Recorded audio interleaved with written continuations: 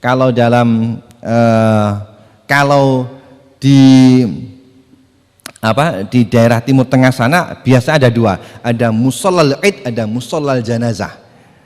Jadi di sana itu tempat untuk pelaksanaan sholat id itu terkadang tidak dilakukan di masjid, ada tempat sendiri, mushol id namanya. Terkadang diwakafkan, itu namanya musola tapi bukan masjid, atau tempat jenazah. Karena menurut mazhab Maliki sholat jenazah kan tidak boleh di masjid. Indah Syafi'i sunat di masjid, tapi Maliki kan tidak kan. Nah di sana itu di Timur Tengah itu ada tempat yang khusus untuk pelaksanaan sholat jenazah, namanya musolal jenazah.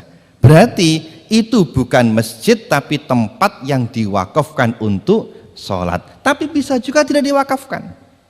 Kalau di sini misalnya saya bangun di depan rumah saya bangun musola, kalau orang Jawa nyebut apa, langgar. Oh ya, langgar, bangun langgar di depan. Saya bangun itu tidak saya ucapkan syahud wakaf, ya pokoknya saya bangun dan saya tidak melarang siapapun yang menggunakan untuk sholat, tidak saya larang. Maka bangunan itu disebut dengan musola atau langgar dalam bahasa Jawanya. Kalau diwakafkan biasanya ditambahi dengan langgar wakaf biasanya.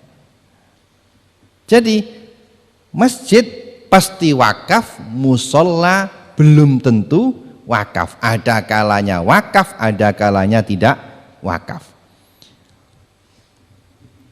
Di dalam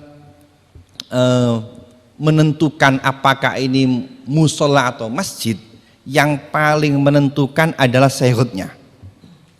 Kalau ada orang mengatakan saya wakafkan ini untuk tempat sholat, untuk tempat sholat, maka secara zahir kalimat itu adalah syahud wakaf musola, bukan masjid.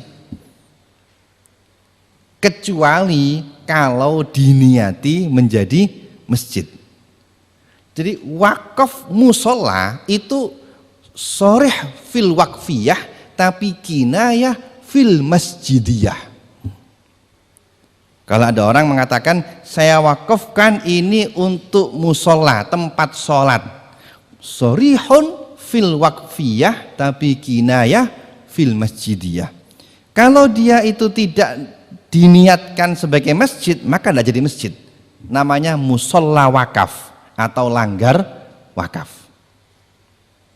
Berbeda dengan masjid. Kalau wakaf tu masjidan, maka soro masjidan, sorihun fil waqfiyah dan sorih fil masjidiyah. Kenapa? Kalau masjid pasti wakaf, kalau musola belum tentu wakaf, apalagi masjid. Wakaf aja belum tentu, apalagi jadi masjid. Perbedaan yang kedua, kalau masjid itu disunat